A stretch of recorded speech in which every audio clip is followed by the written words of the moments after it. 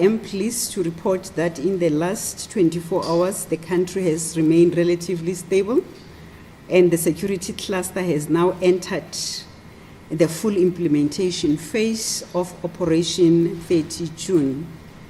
The full implementation phase, because we divide our operations in 3 phases: the pre, the during, and the post operational implementation plan. For this moment, our national operational plan is fully activated. The country is now under maximum operational readiness. Our national joint operational and intelligence structures, the provincial joint operational and intelligence structures, and all operational command center are functioning on a 24-hour basis. Our operators are on the ground across all 9 provinces. The first responder task with responding to public gatherings and any emerging incidents are fully deployed on a high alert. Specialized operational units are ready to respond at any moment. Public order policing units are in position. The Air Wing will provide aerial surveillance and operational support wherever it's required in a multidisciplinary format. Our intelligence structures continue to monitor developments in real time, and operational commanders are receiving continuous updates to ensure swift and a decision-making process, which is expected to be decisive. We have entered the first critical hour of our national operation. Every law enforcement officer understands the mandate. Every commander understands the responsibility. Every operational plan is in motion. Let there be no doubt. Government is ready. JCPS cluster is ready. NATJOINTS is ready. Prof joints and district joints are ready. We will secure every lawful and peaceful demonstration. We will protect every community. We will safeguard critical infrastructure and any building. We will maintain public order. And we believe that with all the communication and engagements that we have been having prior to this date have reached the swift and understanding ear of our communities in terms of the do's and the don'ts, in terms of them displaying and discharging their constitutional mandate of the freedom of expression. And where criminality presents itself, we will respond swiftly, proportionally, and decisively within the confines and the framework of the law. To those who intend to break the law tomorrow, our message is simple: do not test the resolve of state. To those who intend to demonstrate peacefully, we assure you that your constitutional right will be protected. To every South African, be confident that your safety remains on our highest order and highest priority. The security cluster is united. Our members are deployed. Our operations are fully underway. We are ready in terms of safety and security. I can indicate that when these weeks and months of planning happened, we recognize that we require to identify at least 8 work streams that will work across all other government departments. So what we are displaying and discharging at this point is the whole of government and the whole of society approach. This briefing marks the conclusion of weeks of meticulous planning, intelligence gathering, operational coordination, deployment, operations undertaken by the Justice and Crime Prevention and Security Cluster. The message from the security cluster and supporting clusters such as your economic cluster, social development cluster are clear and non-negotiable. The state is ready, law enforcement is ready, South Africa is ready. Contingency plans have been tested and simulated throughout the months of planning. There will be no security vacuum. There is a clear distinction between exercising democratic right and committing a criminal offense. Coordinators of the marches and demonstrators have assured South Africans that their plan is for a peaceful demonstrations. Anyone who crosses that line must expect a full and immediate consequence of law. No individual or group will be allowed to undermine the authority of the state. No one will be allowed to intimidate communities. No one will be allowed to shut down the economy. No one will be allowed to prevent law-abiding citizens from going to work, attending school, accessing healthcare facility, or conducting daily business. No one will be permitted to damage infrastructure, loot business, attack law enforcement officers, or incite violence. No dangerous weapon, such as firearm, knives, and traditional weapons will be allowed in terms of what is contained in Section 17 of the Constitution is that when we demonstrate, when we assemble, when we petition, when we express our freedom of expression, we do so peacefully and unarmed. Dangerous Weapons Act defines what are the objects that may inflict bodily harm. Therefore, it is a no-go zone or no-go area in terms of carrying of dangerous weapon. The state will act decisively against any person who seeks to exploit tomorrow's demonstration to commit acts of lawlessness. This is a non-negotiable terrain. This is the enforcement of the law and protection of both demonstrators as well as people who want to continue with their business. The business sector, economic sector should continue to thrive. In terms of the arrests, over the weekend, a group of March and March protesters entered, or so-called March and March protesters entered a home in Rosettenville, Johannesburg, where a Congolese family and resident harassed. We can confirm that 4 people have been arrested and they are in custody on charges of public violence and house robbery. On anti-foreigner sentiment cases, we have from the 1st of March to date registered at least 103 cases with 195 persons arrested. Breakdown of this in terms of provinces includes 39 cases that were reported in KZN and 11 persons have been arrested. In Eastern Cape, 12 cases have been reported and 9 persons have been arrested. In Free State, 29 cases were reported and 153 persons arrested. Western Cape, 15 cases reported and 14 persons were arrested. In Gauteng, 4 cases were registered with 5 suspects arrested. In Mpumalanga, 3 cases were registered and 3 persons arrested.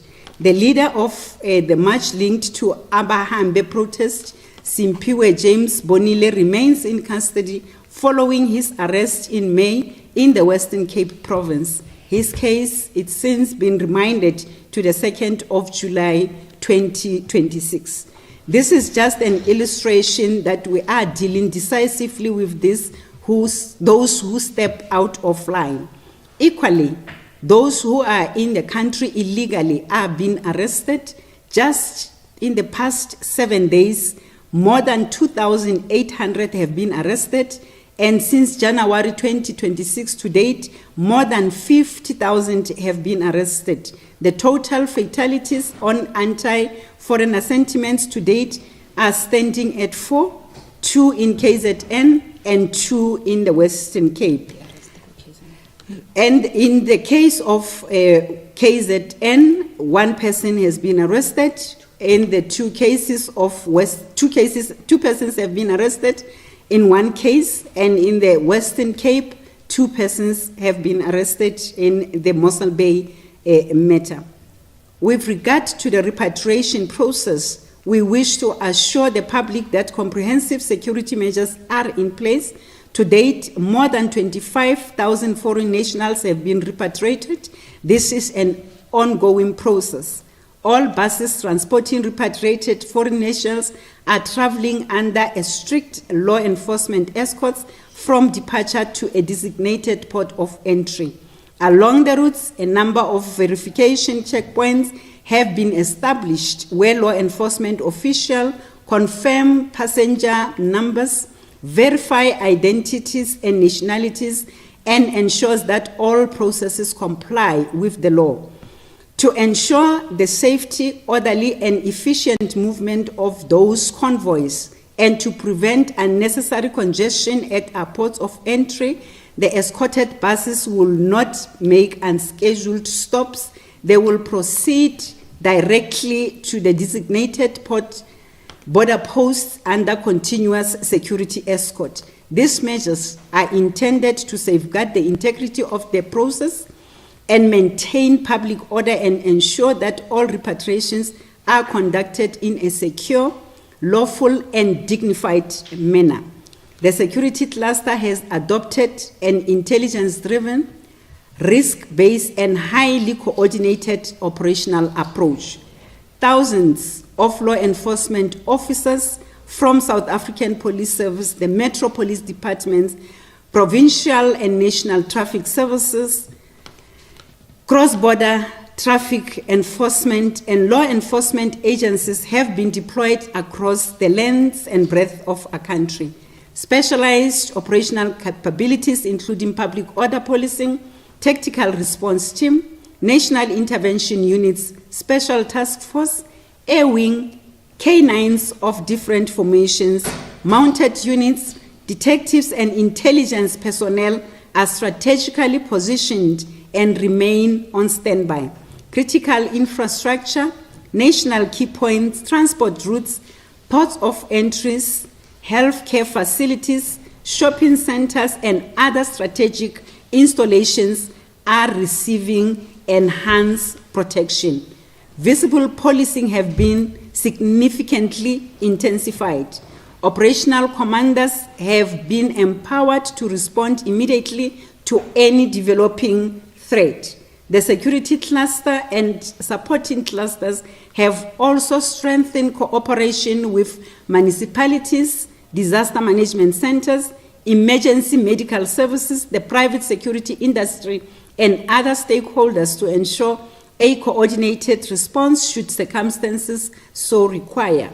We are aware of various narratives circulating on digital platforms. The criminal conduct is identified, investigations are already underway. Incitement to commit violence is a criminal offense, and this is expressly outlined on the Constitution. Tomorrow's operation will be intelligence-led, they will be measured, they will be professional, but they will also be firm and decisive. Law enforcement officers have both the legal authority and operational capability to restore order whenever it is threatened. Our members have the responsibility to uphold the law without fear, favor, or prejudice. We therefore call upon every organizer and every participant to honor their commitment under the law. Exercise your constitutional right respectfully and peacefully. Cooperate with marshals and law enforcement officials. Respect agreed routes and conditions. Those that intend to hand over the memorandum, they must be handed over to the relevant state authority. Disperse peacefully once your activities are concluded. Those who do not have nothing to fear from the police, those who choose violence, intimidation, destruction of property, looting, road blockades, attacks on public officials, or any other criminal conduct should expect immediate law enforcement intervention. Arrest will immediately be effected. Cases will be investigated. Prosecution will follow. There will be accountability. To every South African, we say, remain calm, go about your lawful daily activities, continue to report crime and suspicious activities. Do not be intimidated by threats circulating on social media. Law enforcement is taking care of that space. Do not spread misinformation. Trust that law enforcement agencies are fully prepared to protect and safeguard your well-being. The Republic of South Africa is governed by the law, not by threats, fear, or intimidation. Tomorrow, the Constitution will be protected. Public safety will be protected. Lives will be protected. Authority of the state will be upheld. Security cluster and other supporting clusters are united, as I've alluded earlier. Our plans are complete. Our members are deployed. Our command structures are fully operational, and our resolve is unwavering. We are ready. No more than ever is the time for South Africans to stand together. We have one country. We have one constitution. We have one people whose safety and security we are duty-bound to protect. Let us reject division, South Africans. Let us reject violence over expression. Let us reject the labeling of xenophobia and lawlessness. We are better communities to date. Let us embrace the values that defines us as a nation: Ubuntu, mutual respect, and the rule of law. Tomorrow, let us demonstrate to the world that South Africa's democracy is strong enough to accommodate peaceful protest while firmly rejecting criminality. We stand ready. The law will be upheld. South Africa will remain safe.